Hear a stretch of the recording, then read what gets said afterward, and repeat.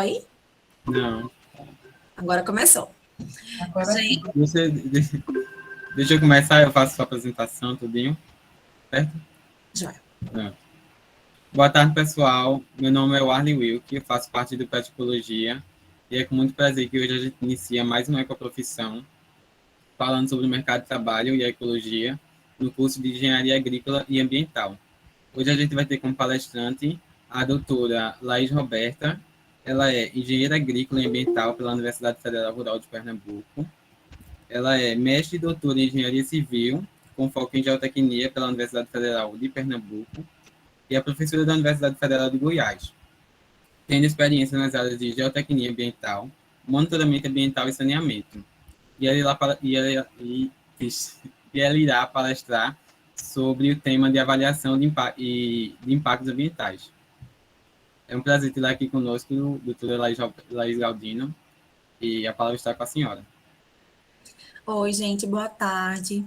Como eu fui apresentada, meu nome é Laís, eu sou filha da Rural, como eu costumo falar, né? Eu fiz minha graduação em Engenharia Agrícola e Ambiental aí. Depois eu fiz o meu mestrado e agora estou me aventurando. A gente estava conversando sobre adaptabilidade. Estou aqui me aventurando no centro-oeste do Brasil, como professora da Universidade Federal de Goiás desde janeiro. Então faz pouco tempo que eu estou aqui. E deixo aí, né, a fala da professora Ana, que a gente estava comentando agora, a necessidade dessa adaptabilidade, o quão é necessário o profissional ele se adaptar, né, às situações. Nós estamos nos adaptando à pandemia, nós estamos nos adaptando a uma oportunidade de trabalho, uma oportunidade de emprego, e, gente, isso é super importante. É um dos pontos que fazem com que nós não sejamos substituídos pelos robôs, né? A adaptabilidade, a humanidade, o senso crítico, né? Então, são características importantes que eu sempre tento transparecer no momento em que eu estou lá com meus alunos e aqui agora com vocês. Eu dou uma disciplina inteira, né, sobre essa temática, então vou me atentar, assim, quanto ao tempo. Eu trouxe alguns elementos importantes sobre esse assunto.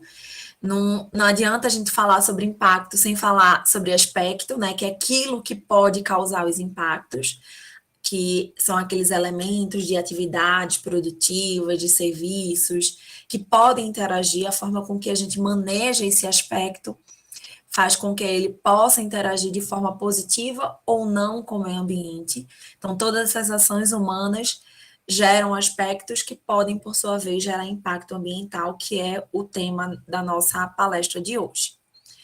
Eu trouxe aqui alguns exemplos, né, para ficar com vocês também, vários outros, que falam sobre algumas atividades simples do nosso dia a dia, como lavagem de roupa, lavagem de louça, do nosso dia a dia realmente, que geram aspectos e que, por sua vez, impactos. Para a gente refletir, né, que as nossas pequenas atividades do dia a dia, elas podem sim gerar impacto. E já começa aí essa reflexão. A gente acha que só as indústrias, ou a gente acha que tudo que é impacto, ele precisa de um estudo ambiental, né? A gente daqui a pouco vai falar sobre impactos significativos, né? O que seriam esses impactos significativos. E aí a gente tem, né, em atividades diárias, já a geração de aspectos e impactos nesse sentido.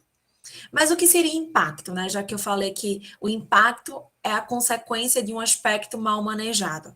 É uma alteração de uma qualidade ambiental. Então, quando a gente tem alguns processos, sejam eles naturais ou provocados pelo ser humano, que acabam fazendo com que a gente tenha uma redução, né, ou aumento, alteração no final das contas, porque o impacto ele pode ser positivo, né? Então a gente pode ter uma melhoria de geração de emprego e renda, como todo empreendimento ele acaba gerando, ou a gente pode ter uma degradação de um recurso hídrico, por exemplo. Então, é uma alteração da qualidade, né? Seja para o bem ou para o mal.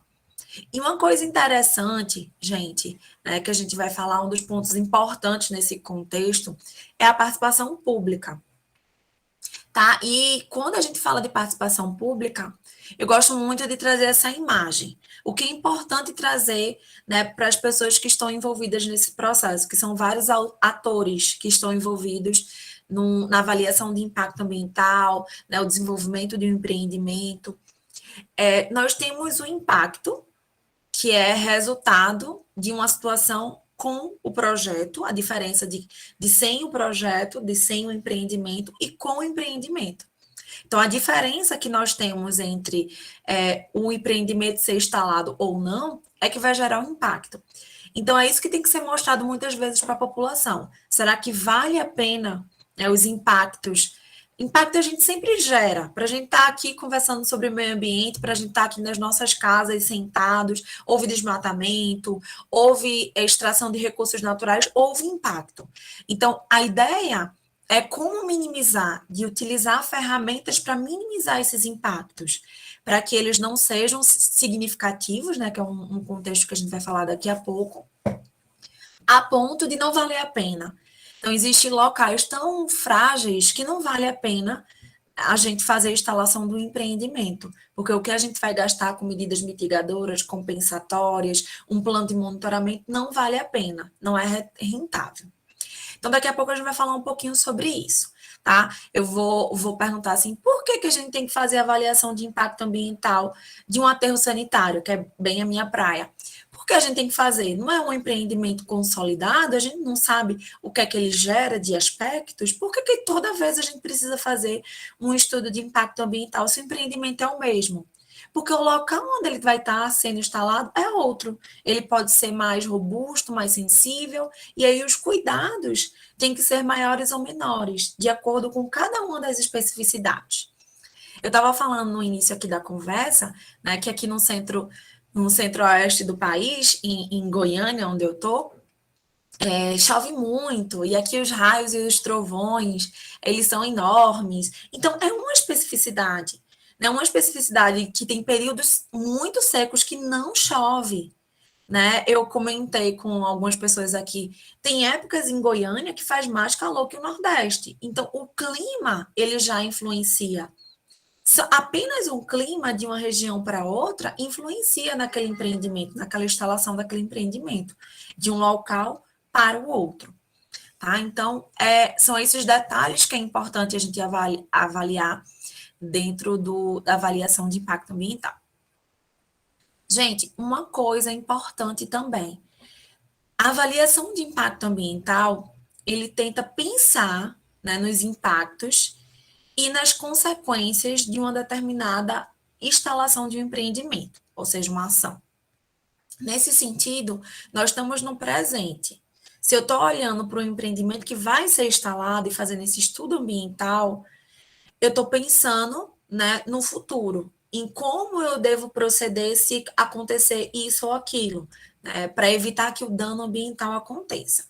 Quando eu estou no presente e o dano ambiental ele já aconteceu, a gente não tem avaliação de impacto ambiental. A gente tem aí, né, a necessidade de uma perícia ambiental, onde a gente vai identificar o nexo causal, onde a gente vai tentar estabelecer quem é que vai ter que reparar aquele dano. Um outro tema que eu até sugeri aqui é a questão das áreas contaminadas. A gente tem a realidade em todo o nosso país, então cemitérios, aterros sanitários que são verdadeiros lixões muitas vezes, postos de combustível, áreas agrícolas, tudo isso tem um potencial de gerar danos no meio ambiente. Então, se a gente está pensando na instalação do empreendimento, em como minimizar esses danos, a gente está olhando para o futuro. Né? Quando o dano ele já aconteceu, a gente tem que fazer uma outra coisa, que é a perícia e a recuperação de áreas contaminadas ou degradadas. Tá? Então, a avaliação de impacto ambiental é estar no presente e pensar como evitar esses danos no futuro. Então, por exemplo, só um exemplo do que a gente está falando aqui agora. Se uma barragem, né, uma barragem que é um tema bem famoso, uma barragem de rejeito de minério, ela pode romper. Toda barragem, seja de água ou seja de rejeito de minério, ela pode romper. Se ela romper, qual o caminho, né, que essa lama vai fazer? Né? O que é que não poderia estar no meio daquela, não, nesse caminho da lama, né? Olhando a questão topográfica, né? O que é que a gente poderia fazer para minimizar os danos, não colocar um refeitório no caminho da lama, já ter noção, né, do que fazer, se romper e esse rejeito for para todo lado, o que é que eu vou fazer? Não é a lama andando, indo para outro estado e a gente pensando, o que é que eu faço agora para essa lama não andar mais? Né? A gente tem que, na avaliação de impacto ambiental, já saber o risco, né, que é uma coisa que é avaliada. Qual o risco de romper? É uma possibilidade, tem um rompimento. A gente tem que monitorar, a gente tem que fazer de tudo para que isso não aconteça. Mas é possível que aconteça. Se acontecer, o que é que eu faço? Eu já tenho que saber o que fazer. Não é pensar no momento que acontece, não. Então, para isso, existe a avaliação de impacto ambiental, para a gente pensar em todas as possibilidades antes. Gente, eu falei agora, né, para vocês sobre a questão de dano ambiental, né, que é o que a gente quer evitar, esses danos ambientais. Temos um ambiente com a condição inicial, temos uma condição atual, né, com a alteração dessa qualidade ambiental, e existe uma opção de a gente fazer ações corretivas, né, que é aquele viés que eu falei de recuperação de áreas degradadas, recuperar, restaurar, reabilitar, ou, né, ter atenuação natural, ou simplesmente abandonar. Né? No abandono, a natureza, através de sua homeostase, vai tentar, né, recuperar esse ambiente. Obviamente que esse processo ele vai ser mais lento, porque a capacidade do ser humano causar danos nesse ambiente é muito forte, é muito intensa. Então, ao passo que a gente tem essa intensidade de degradação, a gente tem que utilizar essas ferramentas tecnológicas para intensificar esse processo de recuperação. Então, a ideia é essa. A natureza vai dar conta, esse processo vai ser mais lento, né, mas vai acontecer. Recuperação espontânea, e aí a gente pode ter a continuidade dessa degradação, o que é difícil, se essa degradação continua, é mais difícil ainda, né, para a gente ter essa recuperação sem essas ações. E aí, gente, eu queria falar para vocês que a avaliação de impacto ambiental, ela tem um amparato legal. Ela tem um amparato desde a Constituição Federal, que já traz a palavra meio ambiente, desde a Política Nacional do Meio Ambiente, que traz como um dos instrumentos para a preservação do meio ambiente, e complementado com as resoluções, né, que falam especificamente sobre o EIA-RIMA, sobre as audiências públicas, que contempla esse processo, e o licenciamento. Porque muitas vezes, né, eu falo que o instrumento, ao meu ver, mais importante, né, na questão ambiental é o licenciamento, porque é ele que exige os estudos ambientais, é ele que exige o monitoramento, o cumprimento das resoluções CONAMA, e, enfim. Então, o licenciamento não poderia estar de fora aqui, porque muitas vezes, para a gente ter uma licença prévia, a gente precisa fazer, né, o estudo ambiental. Tá aqui o artigo 9 da Política Nacional do Meio Ambiente, que institui, né, a avaliação de impacto ambiental. Tá, as dúvidas, tá, joia? Então, no artigo 9, traz a avaliação de impacto ambiental como um instrumento da Política Nacional do Meio Ambiente desde 81, certo? E na resolução 1 de 96, traz aí a lista de atividades sujeitas à avaliação de impacto ambiental, então aqueles empreendimentos que precisam de avaliação de impacto ambiental, diretrizes gerais, conteúdo mínimo, tanto para o EIA quanto para o RIMA. Lembrando que o EIA é o estudo completo, o estudo de impacto ambiental, e o RIMA é o relatório de impacto ambiental, que ele tem que ter uma linguagem acessível a todos os atores que vão fazer parte desse processo, né? Gente, eu também comento, né, com os alunos que esse processo ele é feito por uma equipe multidisciplinar. A gente está aqui num PET de ecologia, né? Então a gente pode ter engenheiros agrícolas e ambientais, pode ter biólogos e outros estudantes de outra área. Todo mundo, né, está dentro dessa.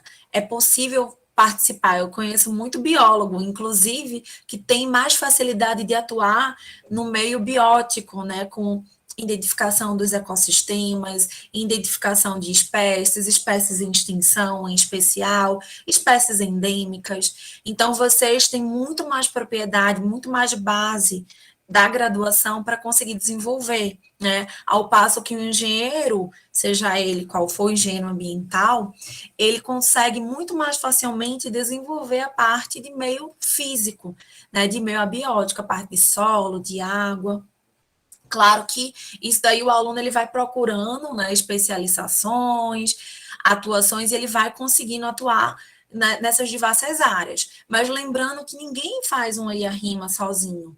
Né? A gente tem pelo menos 3 pessoas trabalhando aí, um em cada meio. No meio biótico, abiótico, ainda tem a questão social, né? A questão dos impactos relacionados à comunidade. A gente vai dar alguns exemplos daqui a pouco sobre isso. Então, gente, uma outra coisa, uma outra dica que eu dou, né, de quem já fez alguns estudos ambientais, as despesas, ela vai ser paga pelo empreendedor. Então, aquela pessoa que vai construir aquele empreendimento, ela vai pagar para você fazer o estudo ambiental. E como ela lhe paga, muitas vezes ela acha que pode dizer o que é que você tem que fazer. Então, muito cuidado nisso aí, nesse ponto, né? Vocês estudaram e vocês vão fazer, né? Vocês vão listar os impactos da forma mais fiel possível, porque depois que o analista ambiental olhar e dizer que isso não existe, né? Que os impactos estão muito reduzidos, né? Porque claro que o empreendedor vai dizer, não bota um impacto muito pesado aí não, porque quanto mais impacto, mais medidas mitigadoras, compensatórias, mais plano de monitoramento, mais tudo. E aí, você vai na onda dele, porque ele está lhe pagando, e na hora que chega lá no analista ambiental, ele vê que não é assim, né, que você reduziu muito, né, essas questões e vai voltar. E aí, quando voltar, o empreendedor não vai lembrar que o que ele pediu para você, ele vai dizer que você é incompetente, que você não fez, né, listou os impactos de acordo. Então, muito cuidado, gente. E assim, claro que você não vai dizer, mas tem o jogo de cintura, tá certo, tudo bem. E façam o mais fiel possível dos impactos. A gente vai ver que é um processo carregado de subjetividade, e aí a gente precisa buscar, né, informações. É uma área super ampla, gente. Nem sempre você tem conhecimento. Outro exemplo aí de equipe multidisciplinar. Eu participei de um PCA da parte de engorda, da engorda da praia. E como é que eu não sei nada de oceanografia? Eu preciso saber da dinâmica do mar, né? Para esse transporte de sedimentos para lá e para cá. Eu sou engenheira agrícola e ambiental, não sei de oceanografia. Então, vocês aí da biologia, eu acho que tem muito mais conhecimento, e aí a pessoa faz uma especialização em oceanografia. É importante essa interação entre os diversos profissionais para a gente constituir um documento, tá? Porque a gente só vai saber listar os impactos se a gente entender desse procedimento, né, de carga de sedimento por parte do mar. Né? Então, são diversos empreendimentos que podem acontecer, que vocês podem se deparar. E aí é o momento de a gente se debruçar e estudar sobre aquela temática. Né? A gente nunca para de estudar, nunca. Não é porque vocês não serão professores, né? No meu caso, eu sou, mas se vocês não quiserem seguir a docência, vocês sempre vão ter que estudar, porque vai ser um empreendimento novo que vai surgir, a gente precisa entender aquele processo, né, daquele empreendimento. De que forma esses impactos eles vão acontecer. Um outro ponto é a acessibilidade pública, né? A gente muitas vezes, de forma técnica, a gente consegue listar, como eu falei, os empreendimentos. Muitos têm, claro, que empreendimentos novos, e aí não tem termo de referência, não tem muita coisa. Mas grande parte do que vai ser trazido aí, os empreendimentos mais comuns, a gente já sabe os impactos, já tem na literatura muita coisa. Né? E aí fica a questão, o que muda, né? O local. Então, a participação pública é importante nesse processo, porque se a gente tiver pessoas envolvidas aí que têm um determinado ambiente, né, que tem um valor sentimental, que tem um valor cultural para a população, a gente precisa levar isso em consideração, desde o escopo, né, do processo. Gente, na resolução 1, ainda na resolução 1, a gente tem aí a sinalização, né, do EIA e do RIMA. Na prática, apenas o RIMA deve ser entregue, né? Então, tem que ser um estudo com a linguagem acessível ao não especialista. Quem está fazendo é um especialista, vai investigar muito para ter esses impactos, mas isso precisa ser, né, o grande desafio, muitas vezes. Quando a gente estuda tanta coisa e às vezes pedem para a gente preparar alguma coisa para receber um grupo de crianças, a gente fica, meu Deus, como é que eu falo isso para essas crianças? Né? É basicamente isso. Existem pessoas da comunidade que não têm uma desenvoltura, às vezes só sabem escrever um nome. Né? Então, isso precisa ser acessível para que as pessoas entendam o que é que você está falando. Eu costumo falar para os meus alunos que quando eu estava grávida, a médica chegou e disse assim: olha, você não pode comer determinadas coisas, não pode tomar determinados medicamentos, porque tem um efeito teratogênico. Né? E eu sabia disso, porque a gente sabe que alguns elementos químicos, eles têm esse potencial carcinogênico, mutanogênico, teratogênico. Mas, minha gente, quem não sabe o que é teratogênico? Ela conseguiu passar a mensagem? Ela não conseguiu. Porque se a pessoa não entendeu, muitas vezes ela não sabe qual é o perigo disso para o seu bebê, né? De você comer um determinado alimento ou um medicamento. Porque ela falou teratogênico? E o que é teratogênico? Ela não passou a informação. Eu entendi, né? E fiquei calada. Se ela queria que eu perguntasse o que era, né? Eu não perguntei. Mas às vezes as pessoas falam e a mensagem não chega, né, a quem recebeu. Então, adianta de quê? A gente está falando para quê se a mensagem não chegou, né, a quem a gente queria? Então, é importante a gente ter, né, ao longo do tempo, a gente vai conhecendo as palavras mais técnicas. Eu lembro do meu professor de desenho técnico, que ele disse que engenheiro não fala buraco, e sim orifício, né, que a gente estava fazendo um desenho lá, né, na graduação aí na Rural, professor Ítalo. E aí, eu não sei nem se ele está mais lá, mas ele falava que engenheiro não fala buraco. Mas às vezes a gente tem que falar buraco. Se as pessoas vão entender como buraco e não como orifício, a gente tem que falar buraco às vezes, né? Dependendo de com quem a gente está querendo chegar a essa mensagem. Gente, existe uma resolução específica para audiência pública, tá? Essa interação super importante com a comunidade. E aí a questão das licenças, né? Então, um processo que está vinculado ao processo de licenciamento. Então, na licença prévia, a gente já consegue ter um indicativo, né? Se é viável instalar naquela localização, como eu falei para vocês, às vezes o local é tão sensível, o ecossistema ele é tão sensível que não vale a pena instalar ali. A gente sabe que tem outras variáveis aí, a gente tem um plano diretor da cidade, que já impede a instalação em áreas específicas, áreas de preservação e etc. Então, esse é o primeiro ponto, e as licenças acabam pedindo mais detalhes com relação aos estudos ambientais. E aí, gente, a gente já começa a refletir. No segundo slide que eu trouxe para vocês, eu falei de impactos do nosso dia a dia, de gente lavando roupa, lavando louça, né? Impactos do nosso dia a dia. O que é um impacto significativo?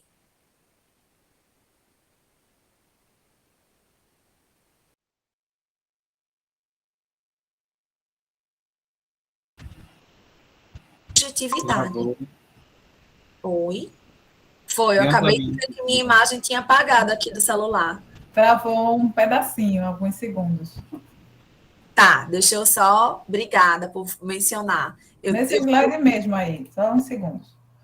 Gente, o impacto significativo, né, é quando a gente fala que é expressível, considerável, muita subjetividade, né? Muita subjetividade carregada aí nesse impacto significativo. E a gente vai ver algumas ferramentas para minimizar essa subjetividade. Eu até comento com meus alunos que quando eu vou fazer a avaliação do seminário, eu estabeleço os critérios lá: didática, escopo, o tempo utilizado, se for de acordo. Então, baseado naqueles critérios, né, eu coloco os pesos daqueles critérios e pronto, avalio ele daquela forma. Se eu disser, essa apresentação vale 8, essa apresentação vale 7, acaba sendo muito subjetivo. Mas se eu avaliar eles de acordo com aqueles critérios, eu acabo tirando um pouco da minha subjetividade. E é exatamente isso que a gente vai ver aqui, as ferramentas, as matrizes, no que a gente vai colocar esses pesos nesses impactos. Tá falando aí sobre. Daqui a pouco eu acho que não é exatamente uma pergunta sobre isso, tá? Então vou seguir, tá, gente? Gente, eu falei um pouquinho para vocês com relação a isso, né? Os empreendimentos eles são os mesmos, né? O que muda é o local que vai ser instalado. Então, essa questão aqui que esse gráfico traz, eu acho bem importante, né? Qual a resiliência e capacidade de suporte desse ambiente, né? Ele vai sentir, é o mesmo empreendimento, mas numa área mais sensível e numa área menos sensível. O impacto, né, nessas diferentes áreas, elas vão fazer, né, diferença. Tá? Então, a questão do ambiente, né, a característica ecológica, a característica social, né, todas as características é o que vão influenciar e vão dizer se esse impacto pode ser significativo ou não. Gente, nós temos muitas atividades humanas, algumas elas podem causar impactos ambientais, mas aí a gente consegue, por exemplo, controlar com outro mecanismo, né, um licenciamento, uma exigência. Então, uma padaria, né? O Sanches, toda essa minha apresentação foi feita baseada em Sanches. Então, ele fala que uma padaria ela gera trânsito, ela tem matéria-prima, ela gera resíduo, tem a questão aí da lenha, se for forno a lenha. Então, tem impacto, né? Então, a gente precisa licenciar, a gente precisa fazer uma AIA, uma avaliação de impacto ambiental de uma padaria, né? Será que esse empreendimento, esse impacto desse empreendimento é significativo? Ou tem como a gente exigir, né, alguns registros de onde vem essa madeira que está sendo utilizada no forno, né, no fogão a lenha? Como a gente pode controlar para não precisar, né, que todos esses empreendimentos eles tenham que fazer a avaliação de impacto ambiental, tá, gente? Então, desse volume aqui de atividades humanas, uma parcela, né, a gente faz avaliação de impacto ambiental. Eu já falei sobre a questão da participação pública, a questão é muito importante, evita que muita coisa, né, seja embargada, seja parada. A gente tem um exemplo clássico aí em Recife, né, que traz isso, né, aqui na região do Cais José Estelita, onde tentou-se, né, fazer alguma coisa sem a participação pública e acabou que deu efeito ao contrário, houve muita reivindicação, muitos protestos que acabou paralisando por muito tempo o empreendimento, a obra, não sei nem que pé tá, né, mas quando eu saí de Recife já tinha uma movimentação de construção ali, tá? Então, se a gente conseguir resolver, se a gente conseguir entrar num consenso, no meio termo com relação aos impactos, o layout do empreendimento, a gente evita, né, esses transtornos. E aí a gente tem a literatura traz dois enfoques, que é o que a gente precisa levar em consideração.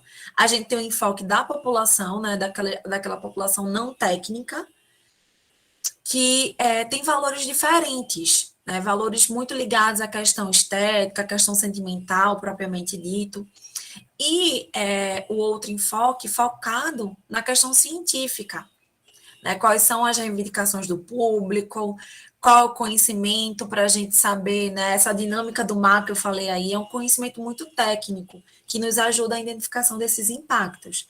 Mas nenhum dos dois é mais ou menos importante, eles são complementares na avaliação de impacto ambiental. As pessoas são importantes nesse contexto.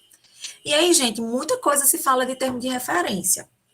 E aí vai outra dica, né? Peçam o termo de referência. Quando forem convidados, quando forem contratados para fazer um estudo ambiental, perguntem, cadê o termo de referência?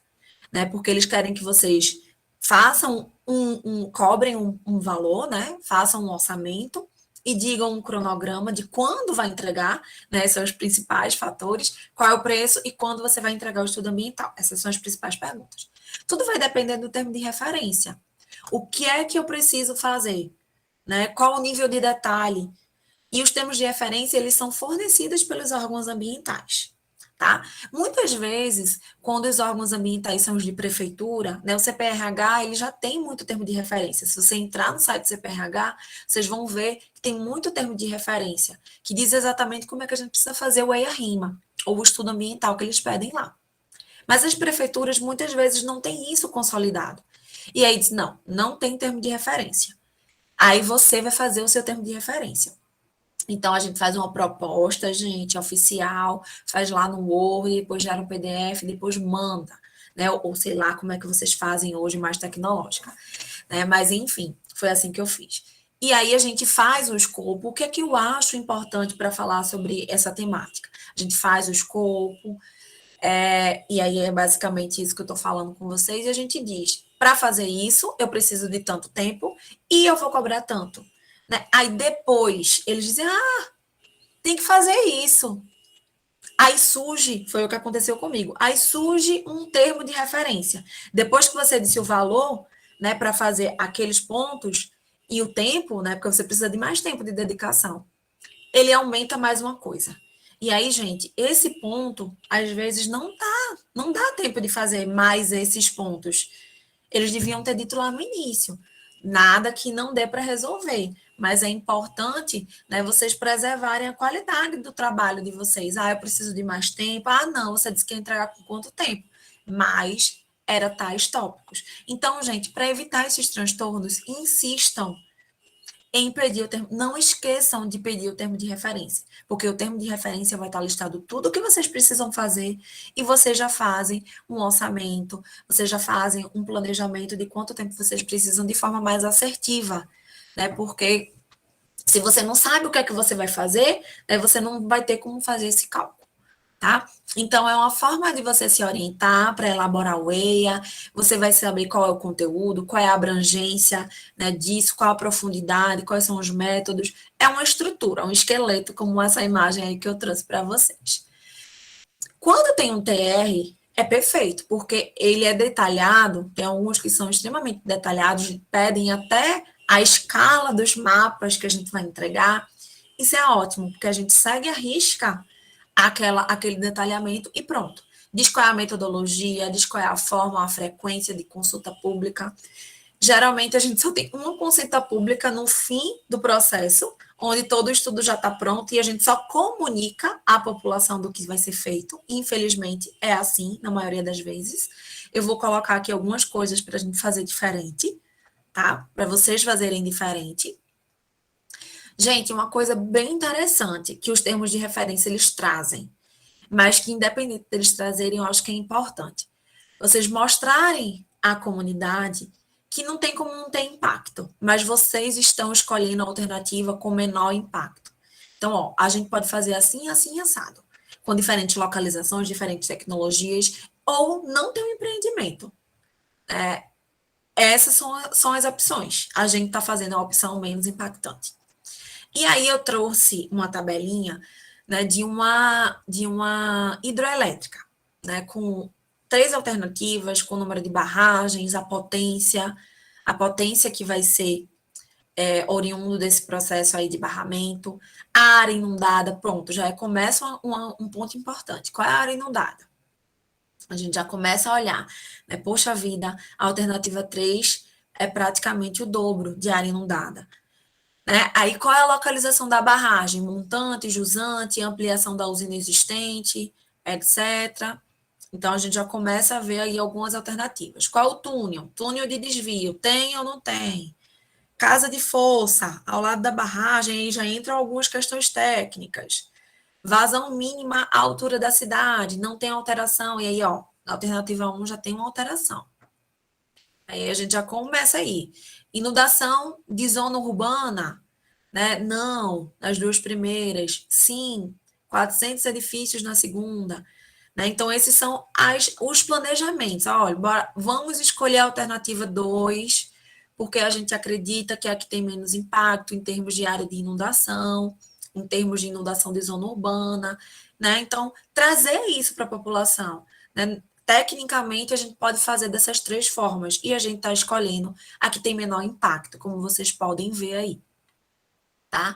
Então, é importante trazer essa comparação, é importante trazer isso para eles conseguirem visualizar que está sendo feito o menos impacto possível.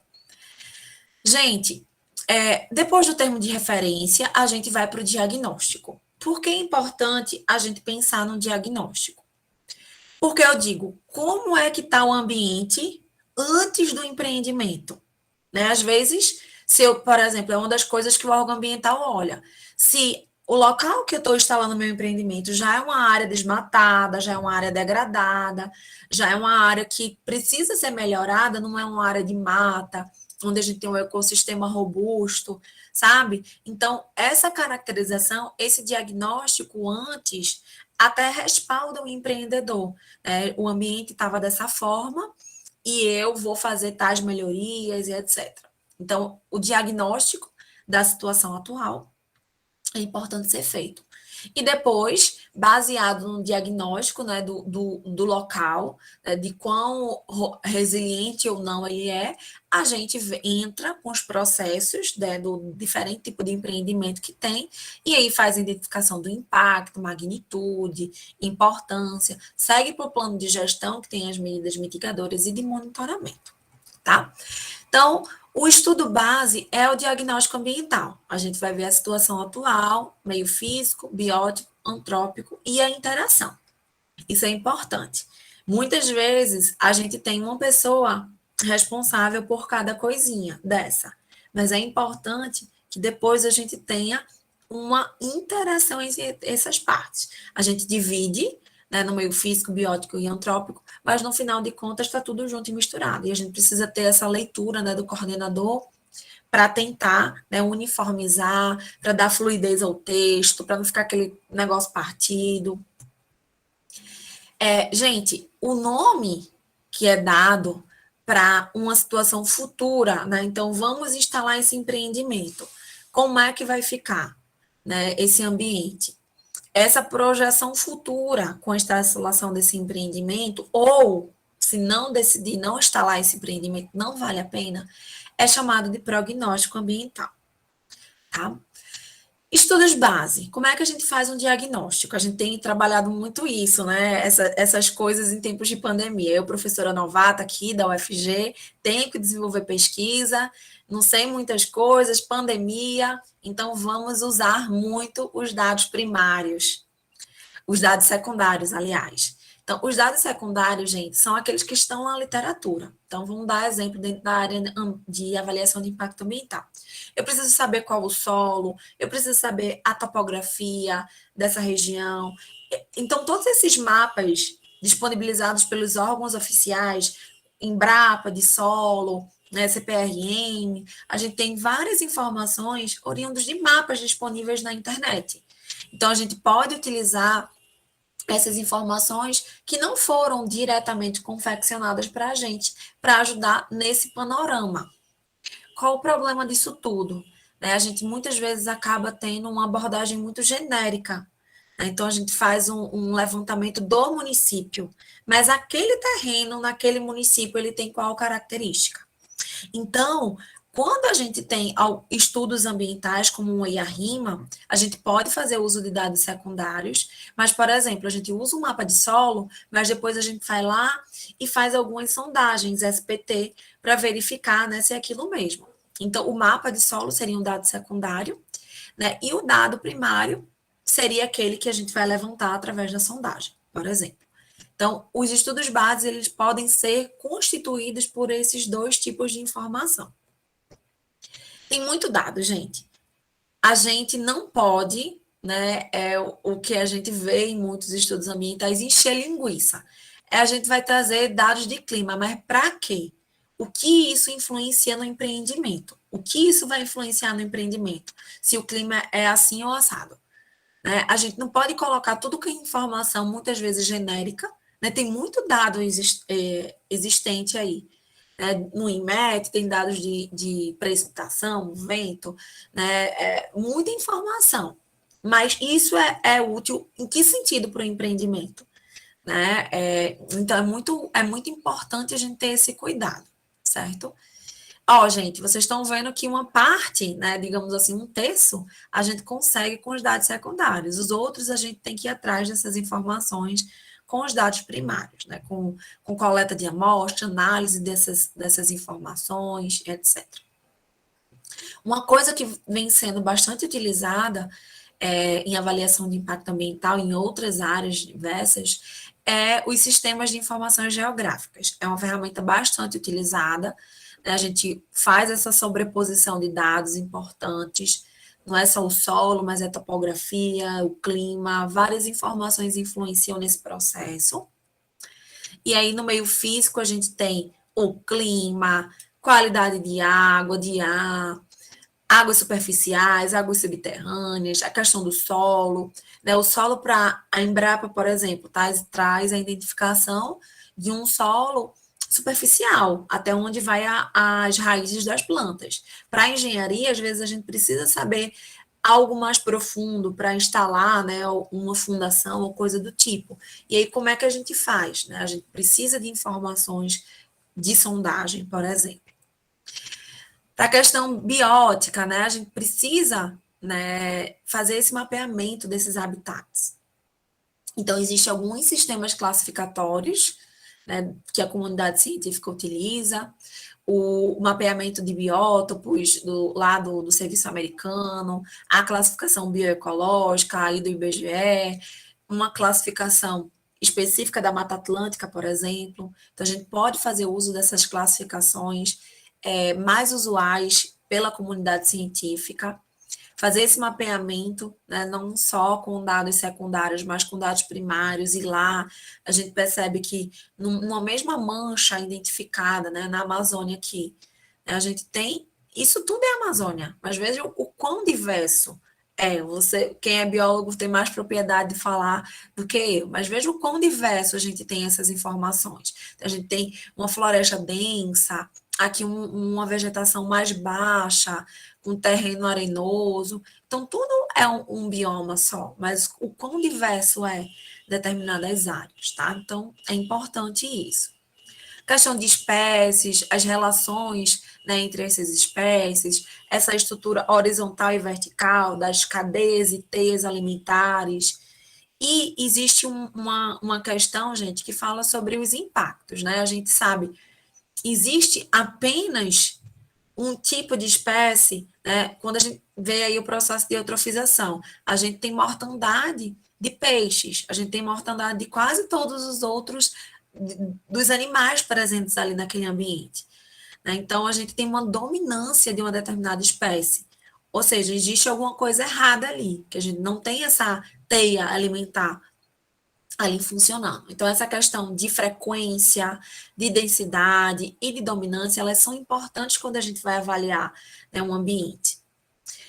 Existe um foco nos estudos ambientais mais voltado para as espécies ameaçadas, endêmicas, características do habitat, mais susceptíveis a esse processo de fragmentação, quando a gente tem a remoção dessa vegetação.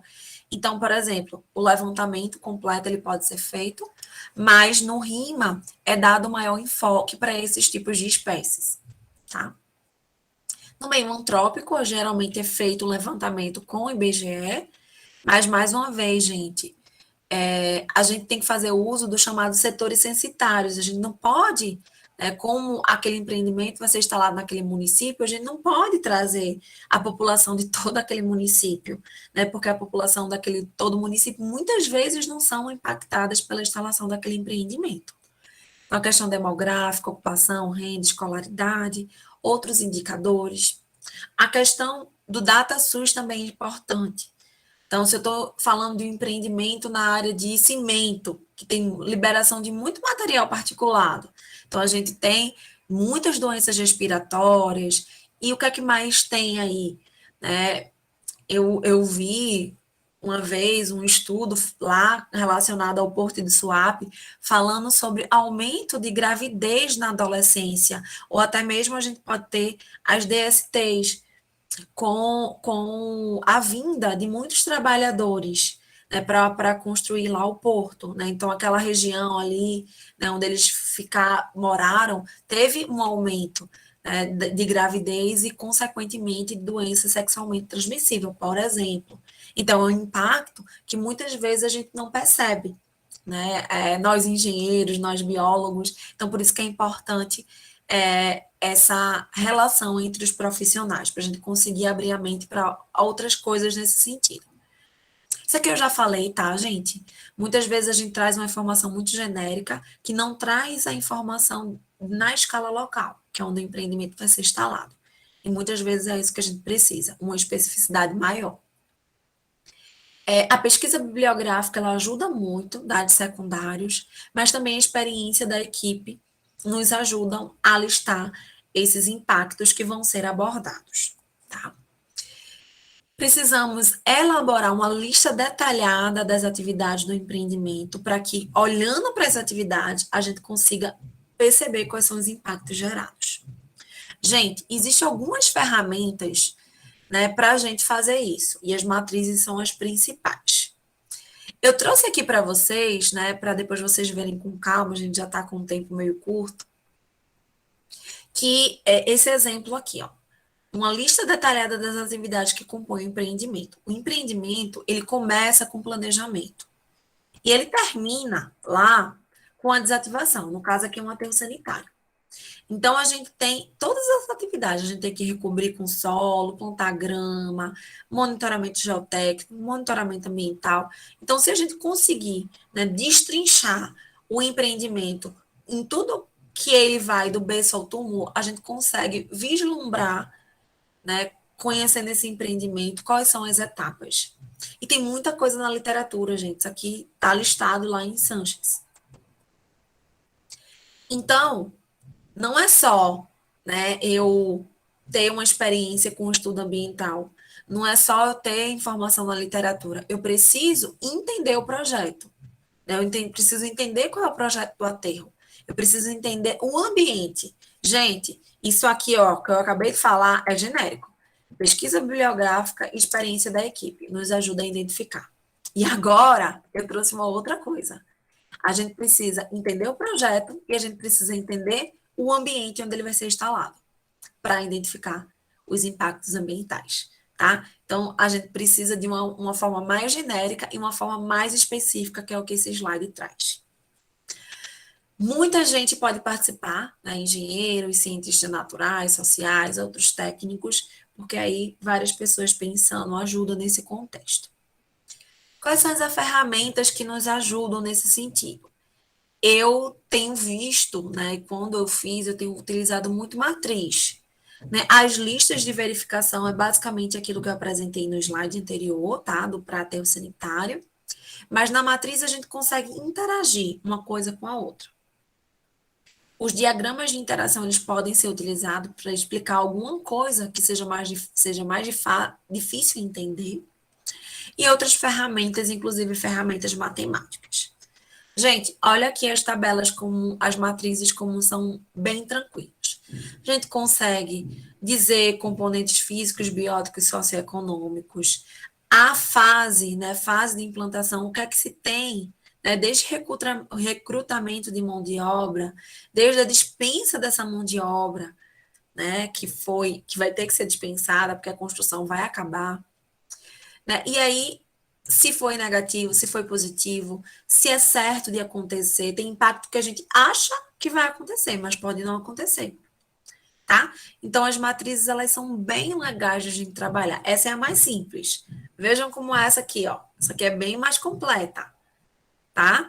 Ações do empreendimento, componentes ambientais, e aqui escolheu-se, né, colocar o positivo e o negativo, mas não tem outras informações, né, se é certo, se é incerto, né, uma planilha que traz, né, as ações do empreendimento, mobilização de mão de obra, qual vai ser os componentes ambientais afetados e a descrição do impacto, geração de emprego e renda. Indução de assentamentos irregulares. Onde é que esse povo vai morar? Né, se for uma população que não seja dali. Então, a gente consegue vislumbrar, né, a gente consegue destrinchar fazendo isso nessas tabelas. Uma outra tabela mais complexa ainda. E aí utilizam os símbolos, tá? Aspecto significativo, pouco significativo, não significativo, e aí não é nem mencionado. Impacto muito importante, pouco importante.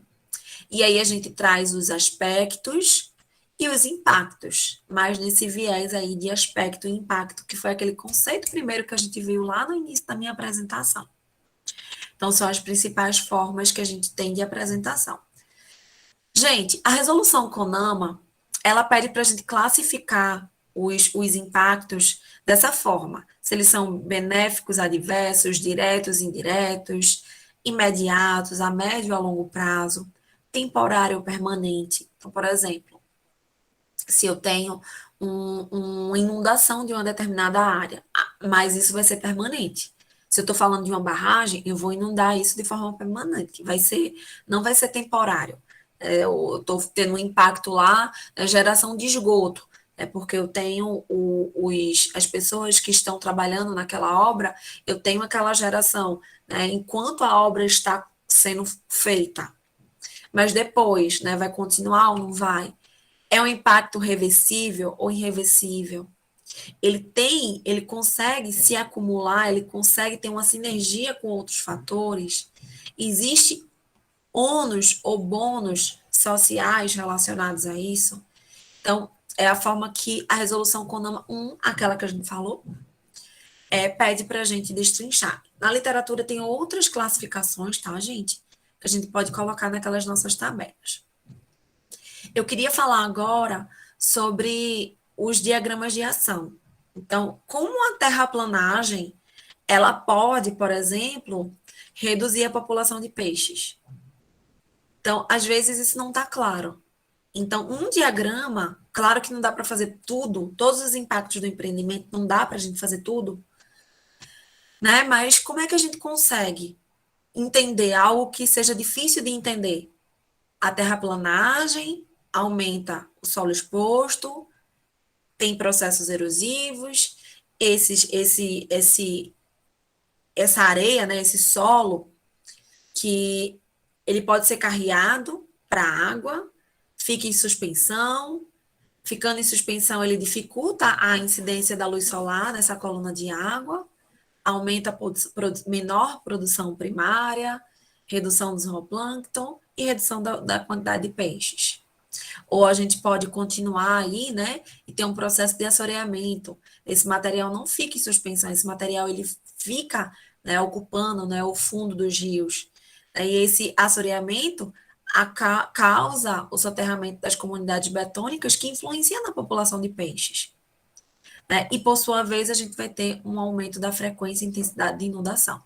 Então, esse diagrama de interação, gente, geralmente ele é utilizado para algo muito específico, que é difícil de entender, né, pelas tabelas. A tabela ela consegue ser mais objetiva, mas muitas vezes alguma coisa pode ficar despercebida.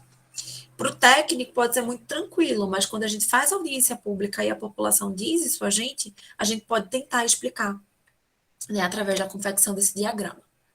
Gente, eu falei para vocês que é muito difícil a gente dizer o grau de importância, né, de algo. Né? Então, existem algumas técnicas de combinação de atributos. Né? Então, se é algo momentâneo, temporário ou permanente, né, se é algo pontual, local ou regional, eu vou misturando essas coisas e vou tornando, né, essa magnitude e essa intensidade variando de pequena, média a grande. Isso é uma combinação de atributos, combinando a duração e a extensão do impacto. Então, essa é uma forma. Podemos fazer a ponderação de atributos. Então, colocar aqui, ó, vejam as escalas pequena, média, grande, muito grande, reversível, irreversível, coloca números para isso, né? E coloca pesos para isso.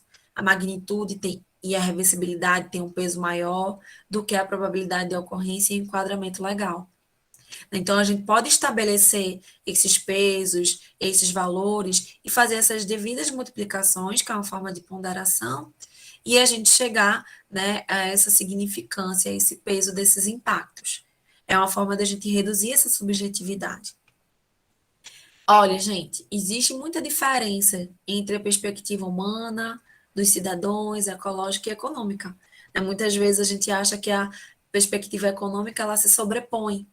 Né? Então, quando a gente faz uma análise multicritério, né, analisando todas essas perspectivas, pegando os pesos e os valores de cada perspectiva, né, em função de um determinado tema, aqui tráfego, desenvolvimento humano, economia, meio ambiente e o subtema, quando a gente consegue fazer, né, e isso foi feito por um projeto rodoviário lá na Holanda, a gente consegue ver, né, a opinião, né, a perspectiva de cada um. vejam para a perspectiva dos cidadãos, né, e a econômica, né? Então, é muito diferente essas perspectivas. Gente, como é que a gente consegue, né, escutar a população? Oficinas, pesquisa de opinião, documentos de processos participativos, plano diretor. A gente precisa chegar a essa população, nem que seja por esses caminhos aqui, né, os documentos de processos participativos, é um documento secundário, né, e a gente pode fazer essas oficinas de pesquisas de opinião para, né, ter essa interação com as partes interessadas e evitar aqueles problemas que a gente mencionou anteriormente. Gente, estou chegando aqui no final, né? Vou falar um pouquinho sobre as medidas mitigadoras, que é uma forma de a gente minimizar o impacto. As compensatórias, se não tem como minimizar, a gente compensa em uma outra área. A gente precisa monitorar, porque a gente precisa saber se esse impacto efetivamente aconteceu ou não.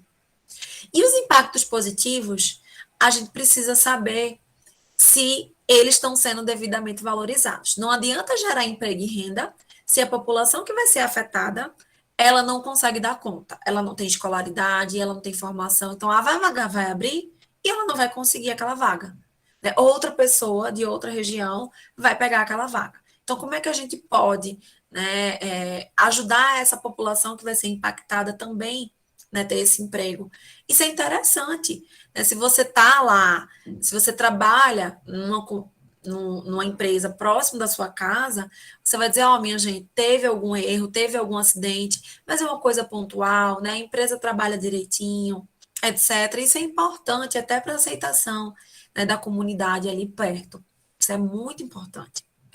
Gente, aqui eu vou deixar para vocês algumas medidas, né, de plano de gestão ambiental de uma barragem. Eu só vou falar de uma, depois vocês veem esse material com mais calma. Essa primeira, remoção da vegetação antes da inundação. Isso não é feito em muitos empreendimentos, principalmente nos antigos. O que é que acontece? Hidrelétricas, que é energia limpa, acaba sendo uma energia não tão limpa.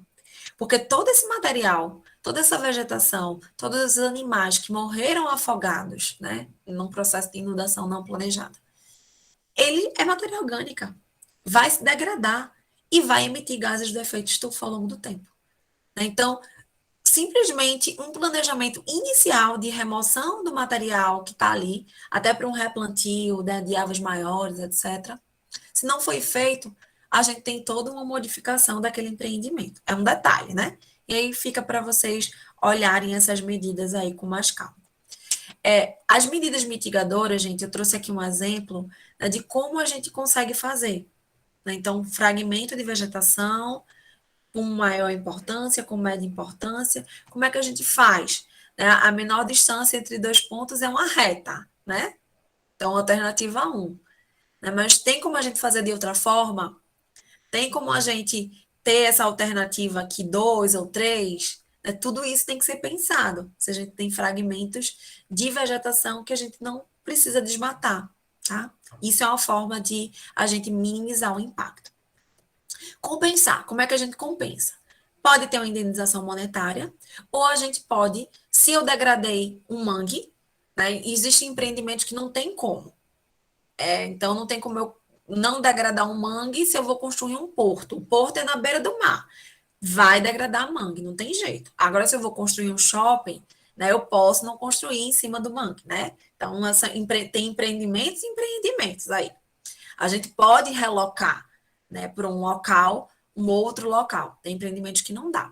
Então, se eu tenho que degradar um manguezal, por exemplo, eu vou pegar uma área de manguezal degradada e vou recuperar, né, fazer essa alternativa aí de compensar a degradação daquele manguezal, geralmente é um bioma, com o mesmo bioma eu vou recuperar em outra área. A questão de criação de emprego e renda, dinamização da economia local, a gente já falou muito sobre isso. E o plano de monitoramento, gente, ele tem essa ideia de ver se aquilo que a gente achou que ia acontecer realmente ia acontecer, tá? Então, o monitoramento ele serve para isso. Existe a etapa pré-operacional da construção, operacional E depois, alguns empreendimentos como aterro, posto de combustível, a gente tem possibilidade de impacto mesmo após, né, a instalação dele. Então, a gente precisa definir quais são os parâmetros, qual é a localização dessa coleta, qual é a periodicidade, qual é a técnica, qual é a preservação. E aí eu podia passar o resto do dia falando sobre isso, porque minha experiência como engenheira foi com monitoramento ambiental lá no antigo aterro da Muribeca. Tá? Eu passei um tempão lá fazendo esse monitoramento. Então, esse é o detalhamento básico. Né? Qual o parâmetro onde a gente faz, qual a periodicidade. Muitas vezes isso é dito pela licença. Tá? Gente, falei para vocês, né, que a gente está falando para muita gente aí, dentro da avaliação de impacto ambiental. O analista do órgão ambiental, pessoal da comunidade, assessor e consultor de diferentes áreas, ONGs. Então, a gente tem que fazer um documento que seja acessível a essa população. A história aí do buraco e do orifício. Então, é importante, né, a gente ter clareza, a gente padronizar a formatação. Até uma coisinha que eu falo para os meus alunos: se a formatação tá bonita, a gente sabe que o aluno teve um capricho para conseguir aquela formatação. É a mesma coisa aqui, a gente vê uma coisa visualmente atraente, né? Muitas vezes é necessário um consultor linguístico, estilístico, para dar essa pegada aí mais bonita no rima, que geralmente é o que acontece. O empreendedor, ele fala através do documento. Os analistas, eles falam através do parecer técnico desse documento. E o público fala através da consulta pública, então por isso que é um ponto tão importante de ser executado aí. Tá, gente? Eu vou finalizar com esse slide, esses 2 slides, tá? Graus de participação pública. Isso aqui foi feito lá nos parques do Canadá. Uma coisa é, como eu falei para vocês, a gente fazer todo o estudo ambiental e só informar. Eu estou informando a população que vai ser assim e pronto. A maioria dos casos é assim que acontece, tá? A decisão é tomada e o público é comunicado. Só assim. Tem momentos em que eu vou tentar convencer aquelas pessoas. Se existem pessoas resistentes, eu vou tentar convencer, né, aquela população que aquela foi a melhor forma. Quando eu estou consultando, né, eu estou coletando as opiniões das pessoas e estou considerando essas opiniões para tomar a minha decisão. E ao nível de parceria, né, a gente já tem aqui a consulta como meio termo, a gente pede no mínimo que as coisas sejam feitas na forma de consulta dentro da avaliação de impacto ambiental, mas aqui a gente começa a ter uma maior participação por parte da população, né, a parceria, os limites, eles são definidos, as informações partilhadas e a decisão é feita de forma conjunta. Muitas vezes, gente, não dá para fazer isso, porque é muita gente, né? Às vezes fica uma confusão, porque sempre tem aquele que não concorda com a decisão tomada e nem sempre aceita, né? Não está dentro dessa parceria. Às vezes é difícil fazer dessa forma. A informação e persuasão não é legal, mas às vezes a parceria e o controle também não dá muito certo, porque a gente não consegue operacionalizar isso. Se conseguir, ótimo. É legal, a gente consegue realmente um maior participação. Então, a gente aprimora as decisões que tomou tecnicamente, ouve os cidadãos, tem uma maior aceitação pública, desarma a oposição que está tentando, né, fazer com que aquele aprendimento não aconteça, vai legitimar o processo, porque foi decidido, atende os requisitos legais e é uma mão dupla, você e a comunidade, tá? Gente, era isso que eu queria passar para vocês, né? Tem algumas informações aqui, mas elas são mais secundárias, e aí realmente eu vou finalizar para dar mais tempo para a gente conversar e tirar as dúvidas. Agradeço, espero que tenha sido proveitoso aí, né? E estou à disposição para as dúvidas.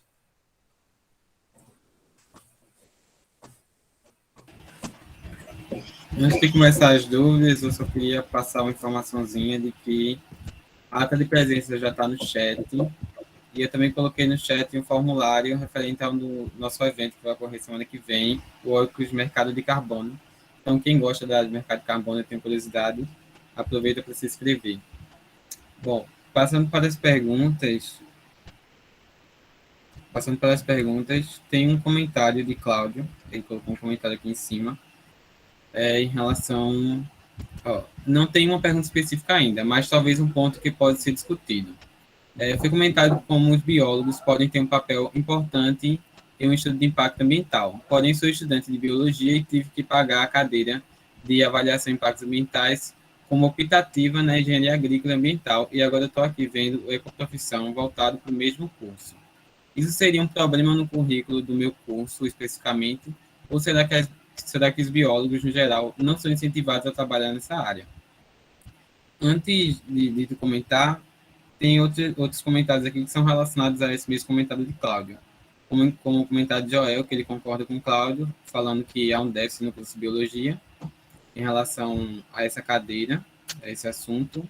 E a doutora Ana Carolina, ela também ressalta esse ponto falando: esse ponto é trabalhado como um tópico na biologia da conservação. A disciplina em engenharia agrícola ambiental fica como optativa para as ciências biológicas.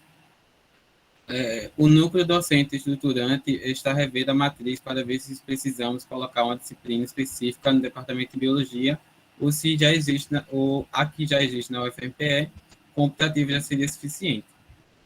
Aí, não sei se você teria a propriedade para fazer alguns comentários em relação à pergunta de Cláudio, né? Se é um problema do curso, essa falta dessa cadeira no curso deles, na matriz curricular deles. Gente, eu não consigo realmente discernir sobre a grade de biologia, porque realmente eu não conheço a grade do curso de biologia da rural. Mas, assim, eu vejo muito biólogo trabalhando na área de avaliação, na área ambiental de um modo geral. Eu vejo muito biólogo trabalhando nesse sentido. Então, assim, com relação à grade, eu não sei, mas vocês têm a optativa aí, é uma opção. Gente, visualizar o processo de um modo geral, ele é interessante, mas vocês, ao longo do curso, vocês vão aprendendo com relação a essa questão dos ecossistemas, das espécies, então é um conhecimento que vocês têm, né? A disciplina, digamos assim, de avaliação de impacto ambiental, ela só vai dizer basicamente o que vocês precisam entender dos processos, mas vocês têm essa habilidade é desenvolvida ao longo do curso, quando vocês aprendem a questão aí dos ecossistemas e etc. Eu vejo muito biólogo trabalhando na área ambiental, quando eu fiz estudos ambientais, eu via muito biólogo nesse sentido aí. As grades, elas precisam ser aprimoradas, baseada aí na demanda. Eu acho que o NDE, a Ana Carolina falou muito bem sobre isso, os NDEs é papel, eu faço parte do NDE daqui, a gente tá essa parte de extensão, né, de colocar a curricularização da extensão nos cursos, então a gente está fazendo um trabalho nesse sentido. Eu não sei muito, né? Talvez ela levantou a mão justamente por isso, para me ajudar nesse sentido, mas eu vejo muito, na prática, eu vejo muitos biólogos trabalhando. E aí, gente, o que eu digo? Nem tudo vocês vão ver na faculdade, né? Oceanografia, negócio de engorda de praia, eu não sabia de nada. A gente tem que correr atrás. Claro que a base possível, a gente tem que buscar na faculdade mesmo, através das optativas. Mas a gente vai ter que correr atrás de muita coisa para dar conta desses estudos diferentes empreendimentos que vão aparecer. Nem tudo a gente vê na faculdade, realmente. Completando um pouquinho para falar um pouquinho dessa angústia, foi Kaique que falou, não foi? Acho que foi. Cláudio Henrique. Então, o curso de biologia, como eu falei aqui, ele tem, pelo conselho, né, a gente tem 3 áreas que a gente pode atuar. Uma delas é a área de meio ambiente e biodiversidade. Então, nessa área, quando a gente vê tudo que o biólogo pode atuar, é uma lista imensa. Aí, quando você vai para a área de biotecnologia, é outra lista imensa. Vai para a área de saúde, é outra lista imensa. Então, o NDE está até agora tentando ver se o curso está atendendo a tudo isso, e claro que a gente acaba atendendo mais uma vocação do que outra, né? Porque senão a gente o aluno vai passar 15 anos na universidade, porque a formação é muito ampla, a área de atuação é muito ampla. Viu, Kaique? E aí, e Joel também, que estava agoniado com isso. Aí, essa coisa de trabalhar com avaliação do impacto ambiental é uma das possibilidades dentro de uma das áreas, que é a de meio ambiente e biodiversidade. Né? Então, ali tem zilhões de coisas também. Aí tem que ver que Laís falou muito bem, tem muita coisa que a gente tem que ir completando ou pegando aquelas janelas de optativas que a gente tem para ir recheando de acordo com o encaminhamento que a gente quer dar no nosso curso.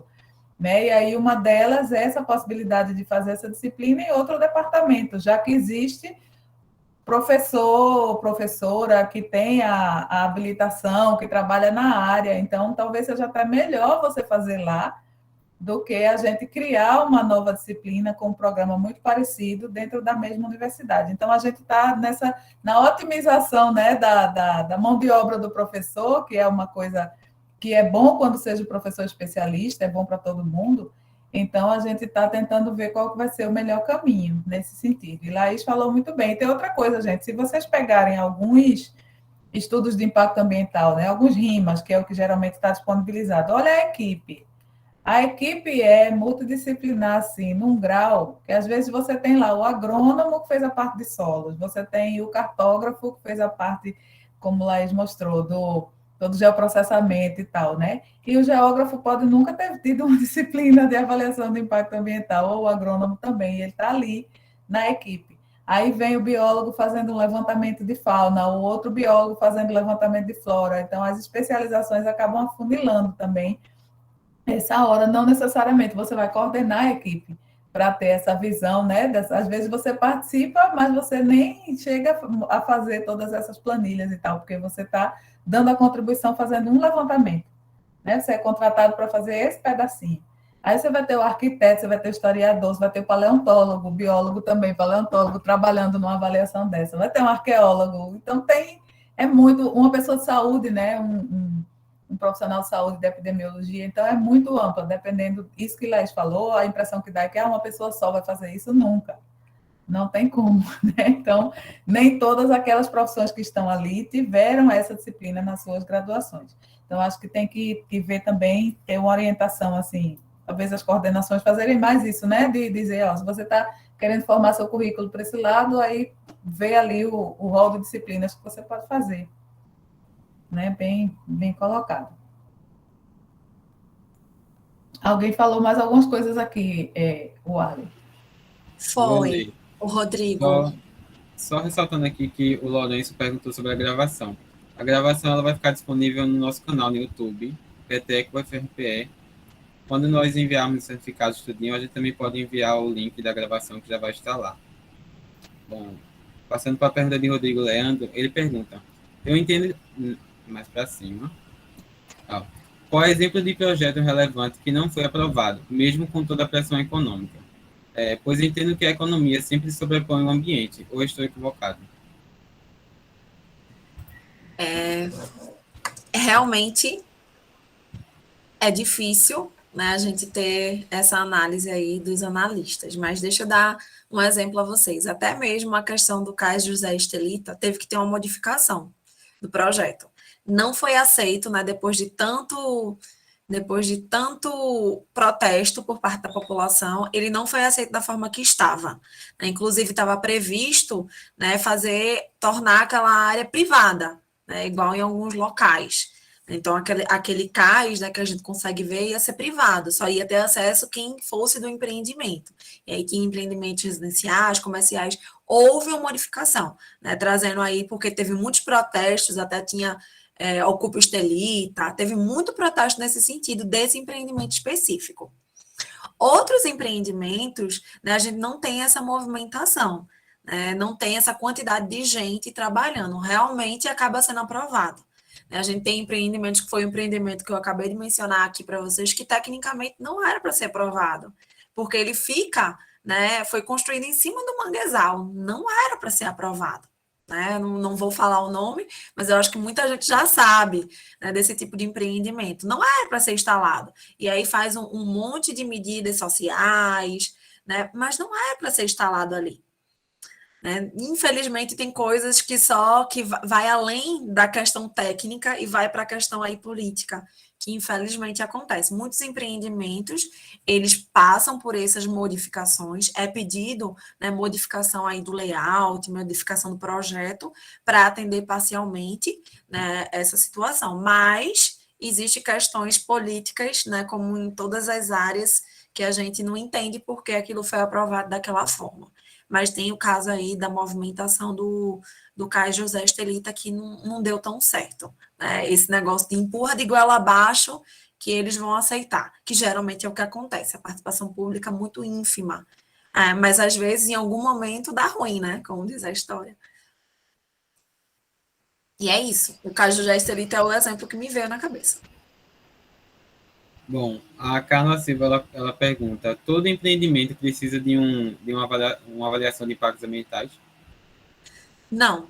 Como eu mencionei em algum momento, uma padaria ela gera impactos, mas isso pode ser organizado através de outros mecanismos. A gente pode ter a questão de licença ou até regulação, pedindo certificação, pedindo algumas outras formas de controlar. Gente, o corpo técnico dos órgãos ambientais, eles são muito pequenos. O órgão ambiental ele só consegue dar conta de alguma coisa quando é uma denúncia. Eles começam na região metropolitana e quando chega no final do estado, está na hora de voltar, né? Eles não dão conta de fazer essa fiscalização. São muitos empreendimentos, não dá para eles analisarem tanto questão de monitoramento quanto questão de análise de estudo ambiental. Então, nem todo empreendimento considerado com impactos não tão significativos não pode, que é o exemplo da padaria. Mas aí, na resolução número 1, né, que eu falei para vocês, traz a lista de empreendimentos que estão passíveis de avaliação de impacto ambiental. E aí, gente, tem um outro detalhe, nem sempre é um EIA-RIMA.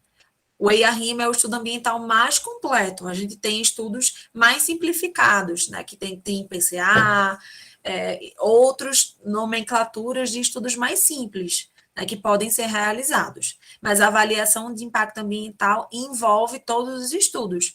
O EIA-RIMA, que é o mais completo, e os mais simples, que aí quem vai solicitar é o órgão ambiental. O que eles querem. Compreendi. Fazendo a pergunta da minha parte, você falou que é utilizado cartografia e o CIG para fazer esses levantamentos também. Quando vocês fazem os levantamentos, vocês utilizam somente softwares pagos, comerciais, ou vocês também utilizam, como o ArcGIS, né, que é bem carinho, ou vocês também utilizam alguns softwares de código aberto, como o QGIS ou o QGIS, era isso que eu ia Geometria? falar. Geralmente, a gente, principalmente dentro de universidade, né, tem que ser tudo comprado e a gente tem problema de comprar. Então, geralmente, como profissional que eu fiz esses estudos ambientais em Recife, antes de vir. Então, como eu era trabalhando como profissional autônoma, eu fazia pelo QGIS, né? A equipe que eu trabalhava, fazia uma coisinha ou outra. Eu confesso que eu não tenho tanta habilidade, né? Tinha um profissional que trabalhava mais e ele utilizava o QGIS. Ele consegue atender as demandas do mercado, né? Mesmo sendo de código aberto, que normalmente são mais... Consegue. E ótimo. Rodrigo, ele coloca outra pergunta aqui. Quais punições são as mais relevantes para os empreendedores que descumprem a avaliação de impacto ambiental? Na verdade, a punição com relação a isso... Ah, tá. Com relação a isso, né, porque eu estava lendo a parte de cima, com relação a isso, a punição que ele tem é que ele não recebe a licença, porque os estudos ambientais, eles precisam ser entregues para que a gente tenha a licença prévia e a licença de instalação, né? Então, ele não consegue dar o pontapé inicial, tá? Aí, talvez ele esteja perguntando aquela história de que no estudo ambiental é tudo muito bonitinho, né? Ele escreve lá que vai fazer medidas mitigadoras, compensatórias, monitoramento, mas fica só no papel para constar, digamos assim. E aí, gente, eram os 3 slides que faltavam, que me ajudava a organizar isso. As empresas, como eu falei aí, os órgãos ambientais, eles não conseguem dar conta de monitorar tudo. Então, tem muita questão de denúncia e é utilizado muito o automonitoramento. Então, o que acontece? A própria empresa faz o monitoramento e entrega os relatórios periódicos. Então, se ela não fizer o monitoramento e não entregar esses relatórios periódicos para o órgão ambiental, ela perde a licença de operação. Então, a forma com que, né, avaliado o cumprimento ou não, né, então, para cumprir na parte de construção, aí ele perde a licença. Então, qualquer uma das licenças na fase inicial ou na fase que o empreendimento já está rodando, a licença de operação. Se ele não fizer o monitoramento, ele já perde a licença de operação, porque é uma condicionante da licença. Então, perdendo a licença, ele vai estar operando, né, sem a devida licença, um local não licenciado. E essa é a penalização. Né? E aí também, deixa eu só complementar. E aí, no caso de algum dano, tem a lei de crimes ambientais, no qual existem as penalizações como multas, até a questão de responder, né, ser preso, o responsável pela empresa, o operador que cometeu aí algum dano ambiental, vai atender dentro da política da lei de crimes ambientais. Joel levantou a mão. Pode falar, Joel. Obrigado, Laís. A palestra foi ótima. Eu tenho duas dúvidas, na verdade. A primeira eu estou pagando a disciplina agora de avaliação de impactos ambientais, onde a gente tem que fazer uma análise de a gente tem que fazer análise de um RIMA para responder algumas atividades. Eu escolhi o RIMA da Arena Pernambuco que teve. Aí, durante a minha análise nele, eu percebi que era um RIMA muito parcial, assim. Eu fui olhando, porque eu ouvi muita retirada de vegetação nativa e endêmica do estado de Pernambuco e tudo, da região. Aí eu queria saber se é possível você, mesmo após o RIMA feito, estruturado e o impedimento já levantado, você pedir um tipo de revisão para caso não tiver de acordo aquele RIMA, o empreendimento ter que pagar um tipo de multa para alguma questão ambiental, da recuperação de alguma questão ambiental. Joel, infelizmente não, porque esse documento ele já foi analisado e já foi aprovado pelos analistas e já passou por uma audiência pública. Então, eles vão dizer que o processo ele está legitimado, né, por todo esse processo aí. Mas realmente isso acontece muito. Quem está dando essa disciplina é a professora Rosângela ainda? É um nome difícil, não é Rosângela, não, é Rialane, um nome assim. Então não sei não. Não sei não. Só curiosidade agora mesmo, realmente. E aí, quando eu dei essa disciplina, quando eu era professora substituta, Aline. na Rural, não conheço.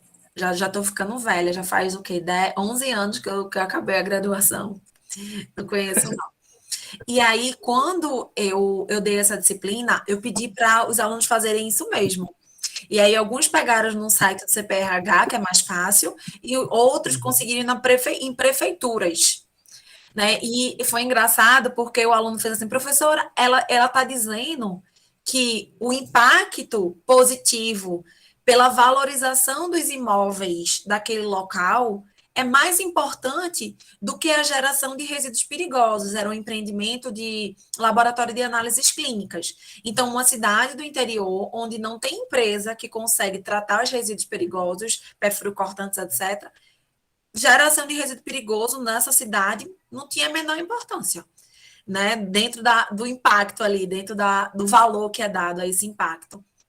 E já a valorização, a aluna falou assim, parece que o sonho da minha vida é morar numa rua que tem um laboratório de análises clínicas, né? Assim, você vê o contrassenso, né, de resíduo perigoso e de valorização do imóvel. Então, o que era bom joga para cima, o que é ruim, joga para baixo. Infelizmente, isso acontece, como eu falei para vocês. Quem paga, quem está fazendo estudo ambiental é o empreendedor, então ele sempre vai pedir, né? Mas a gente tem que fazer aquilo que realmente a gente acha certo. Realmente, Joel, isso acontece. Mais do que a gente pensa. Então, esse Esse foi exemplo como também professor é nesse mesmo importante. tema. Nesse mesmo rima foi colocado. A minha segunda dúvida era com relação àqueles hotéis, normalmente, que fazem muito isso, de colocar canos e que levam o esgoto direto para o mar e coisas assim. É necessário eles terem um rima para esse tipo de empreendimento ou não? Ou a gente pode chegar a fazer uma denúncia e tentar ir alguma coisa certa aí? Joel, dependendo do porte do hotel, digamos assim, então, se a gente está falando de pousada, né, a questão de porte, de ordem de grandeza, depende. Se a gente está falando de um resort que tem supressão, que os impactos eles são considerados próximo ao mar, inclusive, né, provavelmente a gente vai ter que ter algum estudo ambiental, não é exatamente um EIA-RIMA. O que é que vai estar lá no papel do EIA-RIMA? Que eles vão fazer uma estação, como um grande gerador, eles vão fazer uma estação de tratamento de esgoto. Isso não pode ser lançado em natura de jeito nenhum. Não pode ser lançado. Então, no EIA-RIMA, vai estar lá, com certeza, para ele ter tido a aprovação, que ele vai fazer uma estação de tratamento de esgoto e vai lançar dentro dos padrões da resolução CONAMA 430, que é o que estabelece os padrões de lançamento. Né? Então, tem que estar lá isso. Mas se na prática, se no papel tem isso, mas na prática eles fazem isso, é preciso fazer uma denúncia, como eu falei. Os órgãos ambientais, eles só vão com denúncia. É muito difícil eles conseguirem dar conta de todos os empreendimentos de forma normal, assim. Eles só vão com denúncia. Então, é preciso fazer a denúncia desse lançamento irregular, que infelizmente também é muito comum, para que o órgão ambiental notifique esse empreendimento. Então, provavelmente, no EIA-RIMA tá tudo bonitinho. E a prática é outra. Certo, obrigado. Imagina. Bom, eu vou tirar uma dúvida que é minha. Eu sou da área da agronomia e tenho uma grande polêmica da questão do uso de transgênicos e produtos melhorados. Eu queria saber se tem se quando for alguma empresa, né? Porque os transgênicos, para eles serem usados no Brasil, eles têm que ser aprovados pelo CTN-Bio. Mas eu queria saber se eles, quando eles vão ser aplicados em alguma área, é necessária alguma avaliação antes dessa aplicação, ou pode ser colocado mesmo sem precisar desse tipo de estudo? Eu não vou conseguir te responder com tanta certeza, não.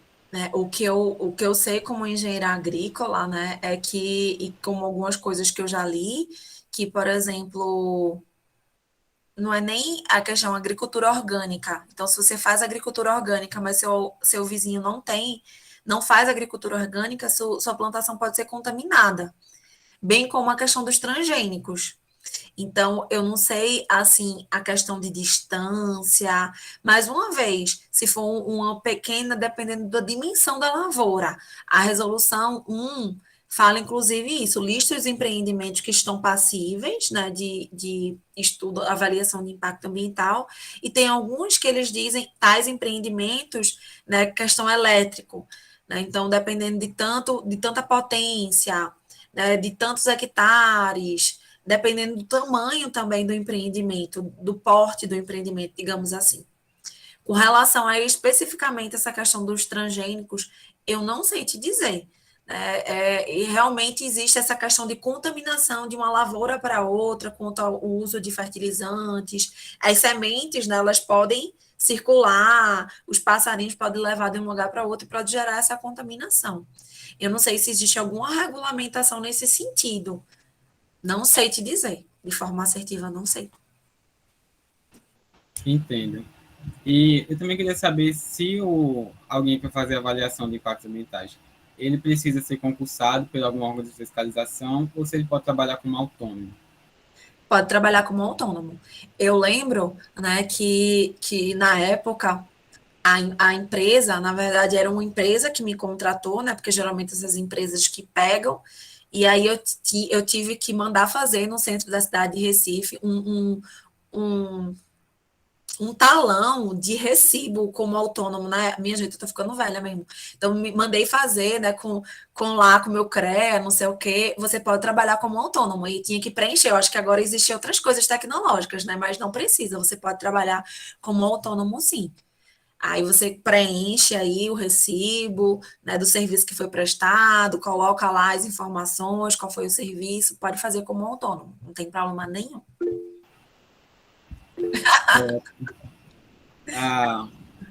A tutora levantou a mão, Ana Carolina. Pode falar. Para atualizar a Laís, que ela está fora de Pernambuco, com relação ao Estelita, se você passa ali naquela região, ali naqueles viadutos, você já começa a ver a modificação da paisagem, né? Já tem alguns prédios imensos, os primeiros ali mais perto do Pina, que estão sendo construídos, e eu tomei um susto. Eu passei muitos meses sem ir para o lado de lá, para o Rio Mar e tal, e aí quando eu fui, que prédios são esses que surgiram? Até eu entender que já era o Estelita, né? Fiquei chocada, porque é o começo, né? Está começando por essa pontinha ali perto do Cabanga e dali vai em direção ao Recife Antigo, né? Vão vir outros. Então vai ficar aquele paredão. Então isso já é essa modificação da paisagem. E uma outra coisa que a gente tem enfrentado agora é essa questão dos empreendimentos para o lado lá da Mata Norte, aquela região que pega de Igaraçu para cima, com toda essa história de arco metropolitano, que isso é uma coisa que eu acho que você já deve conhecer, que desde 2012 que essa história vai, né, e vem, e está todo esse enfrentamento por conta da supressão de vegetação de Mata Atlântica na região de uma APA, da APA Aldeia Beberibe. Então, isso está outra polêmica. E agora vem uma outra polêmica que a gente também está encampando essa briga com relação à construção dentro da floresta do Siminique, lá dentro da APA Aldeia Beberibe também, de uma escola de sargentos, com previsão de supressão de vegetação de 150 hectares. Então, de floresta, né? Então, a gente agora está diante de todo esse cenário, e é como você falou, como existe um interesse que aí se coloca o desenvolvimento, né? O arco metropolitano, ele é necessário, a gente reconhece, só que você não precisa sair derrubando floresta para fazer, tem a coisa de estudar as alternativas. Ah, mas as alternativas vão encarecer o projeto. Enfim, a gente precisa proteger Mata Atlântica, né? Então, e a água, tem água, nascentes e tudo mais. Então, essa é a primeira. E a outra, 150 hectares, aí todo mundo fala, ah, mas a gente tem 7.000 hectares de mato, o que são 150 hectares? Então, a gente está agora nesse momento, e provocando o governo, inclusive pedindo audiência pública, né, com relação a isso. Já tem uma marcada pela Assembleia Legislativa para o dia 2 de dezembro, para discutir essa escola de sargentos. Porque, pasme, o Exército falou e conseguiu um parecer de uma procuradoria dizendo que era dispensado de EIA-RIMA, mesmo com a supressão de 150 hectares de Mata Atlântica. Então, agora veio, o Ministério Público já falou que vai ter que ter a EIA-RIMA, sim. E aí agora está a polêmica se é a CPRH que licencia ou se seria o IBAMA por ser o Exército e ser terra federal e tal. Então, a polêmica agora é essa. Mas a primeira divulgação foi que essa escola de sargento sairia do papel sem necessidade de nenhum estudo, nenhuma avaliação do impacto ambiental. Então, essa é a situação atual em Pernambuco. Você está longe, mas o negócio aqui está pegando fogo, viu? Com relação aos estudos de impacto. Minha gente, isso acontece muito. Eu já participei, né, de um estudo ambiental, né, que estava lá para fazer, mas eu trabalhei, o cara depois me pagou uma parte lá, só porque ele sabia que a gente tinha trabalhado, mas ele conseguiu dispensa de estudo ambiental, porque a situação de emergência era uma situação lá de emergência e etc. Ele conseguiu dispensa de estudo ambiental. Então, ele já tinha uma equipe trabalhando para fazer o estudo ambiental e simplesmente mexendo os pauzinhos dele lá, questões políticas mais uma vez, ele conseguiu, né, que seria uma obra emergencial e dispensa qualquer tipo de estudo ambiental. Isso acontece muito, infelizmente, né? Mas é exatamente essa luta, essa briga, essa solicitação de audiências públicas que faz com que as coisas sejam revertidas, né? Infelizmente, né, é a realidade que acontece ainda muita coisa nesse sentido, né? Tentar empurrar a goela abaixo e veja assim, o caso José Estelita foi feita uma modificação do projeto para poder ser aprovado, mas mesmo assim, ao tamanho das torres, aquelas 2 torres que tinham lá, né, já destoavam, né, da paisagem, chega a ficar uma coisa, imagina agora, vai ficar aquele paredão, né, e aí todos os impactos de circulação de ar, né, de impacto de vizinhança, se todas aquelas pessoas resolverem entrar ou sair, carro, todas as pessoas usam carro, como é que vai ser, o que é que vai ser feito ali? Né? Não é só, existe um outro estudo que é estudo de impacto de vizinhança, é um tipo de estudo ambiental, porque um determinado empreendimento, se tinha uma casa ali, né, sei lá, tinha 3, 2 carros, e aí agora tem um edifício, né, com 17 andares, vai ter o quê?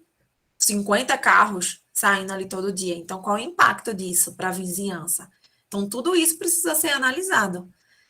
mas nem sempre as coisas conseguem, mas assim, lutando, a Universidade Federal, outros órgãos, indo para a audiência pública, confrontando essas informações, tem que ser feito para poder fazer com que isso seja feito minimamente pensando, né, na solução menos impactante, né, que é o que a gente vê aqui, né, em aula que vocês estão vendo aí nas disciplinas. E complementando, Laís, uma coisa que é importante para os alunos também ficarem cientes é que a gente pode trabalhar fazendo o estudo, a gente pode trabalhar como Laís faz, eu toco um pouco nesse assunto na minha disciplina também, ensinando, e pode trabalhar sendo o analista, que é quem vai receber o estudo e vai avaliar. Então, olha o tamanho da responsabilidade, né? É de tanto trabalhar nessa frente de quem está fazendo, fazer bem feito, quando também na frente de quem está recebendo e avaliando, e ter esse olhar crítico e esse olhar que consiga identificar o que de fato está bem feito, tá, essa coisa que você falou, de está bem pesado, né? Se está dando um peso certo a cada uma daquelas variáveis. Então, o biólogo, como o engenheiro agrícola ambiental, vai estar nesse papel também, né? De estar dentro do órgão público sendo analista. Eventualmente, assim, eu encontro ex-alunos dos dois lados, né? Que fazem o estudo e que avaliam o estudo, seja em prefeitura, se tiver essa competência do licenciamento, seja no estado, seja no nível federal. Então, vê o tamanho da responsabilidade da gente ensinando, né, Laís? E dos alunos todos que estão aqui. O negócio você pode estar de qualquer um desses lados aí. Isso, gente. Vocês podem trabalhar do outro lado, né? Olhando o que o Joel viu aí, os erros. Então, por isso que a professora lá, como eu exercitava isso com meus alunos. A gente aprende a fazer. E depois, agora, a gente aprende a analisar. Né? O que é que a gente julga no nossa análise desse estudo? Então, buscar estudo e fazer essa análise crítica do que precisa melhorar, do que você fazia diferente. Então, é bem pontuado.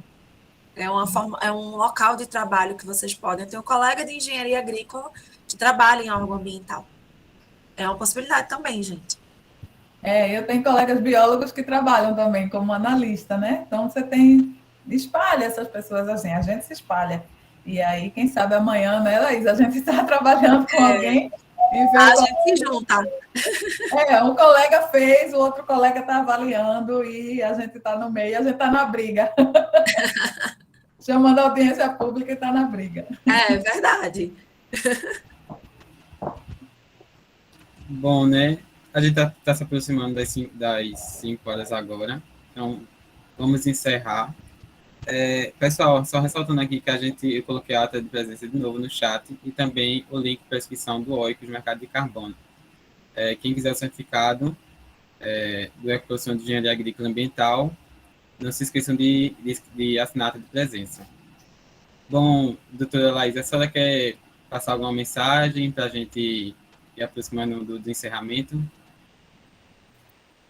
Gente, eu só quero deixar com vocês a informação aqui que vocês, independente de que lado vocês estejam, como a Ana Carolina bem falou agora, seja vocês confeccionando um estudo, seja vocês analisando um estudo, vocês precisam fazer aquilo que vocês acham que é certo. É um processo carregado de subjetividade e vocês têm que buscar informações, buscar atualizações e fazer, né, como profissionais aquilo, né, que vocês acham que é adequado mediante aquele empreendimento, mediante aquele ambiente. Né? Nós fazemos parte dessa sociedade e nós podemos tentar mudar essa sociedade. Eu já me deparei com várias coisas fazendo estudo ambiental, como eu falei aqui para vocês, empreendedor querendo dizer o que eu fazia, né? Empreendedor colocando mais tópico para fazer, e a gente precisa mudar, né? Essa sociedade que tem tantos problemas, esse processo que tem tantos problemas, a gente precisa tentar mudar, a gente precisa fazer diferente quando for a hora da gente. Então, fica aqui, né, essa minha palavra, no sentido, assim, da ética do profissional, né, de saber o que é certo e tentar fazer o que é certo, né, nesses estudos ambientais, porque tem impacto para toda a sociedade. Né, como a Ana Carolina falou, Mata Atlântica, é água, né, água que a gente precisa. Né, e a gente está pagando muitas vezes com a nossa saúde, por todos esses danos ambientais. A gente esquece que esse é o nosso habitat. né? Essa é a água que a gente toma, é o ar que a gente respira, então é super importante a gente ter tudo cuidado, né, com isso. Então fica essa reflexão aqui, né? E fica o meu contato, esqueci de deixar meu contato, mas bota aqui no chat, e eu estou à disposição para ajudar aqui no que vocês precisarem, tá? Obrigada pela oportunidade e até a próxima. A gente que Obrigada, agradece a Anaís, sua foi ótimo. presença. A gente que agradece a Orgulho sua grande. presença. Obrigada, professora. Orgulho grande de receber ex-aluna aqui, nossa colega. Valeu. Foi muito boa a palestra. Ótimo. Então, pessoal, até uma próxima oportunidade, pessoal. Tchau. Até mais, tchau, tchau.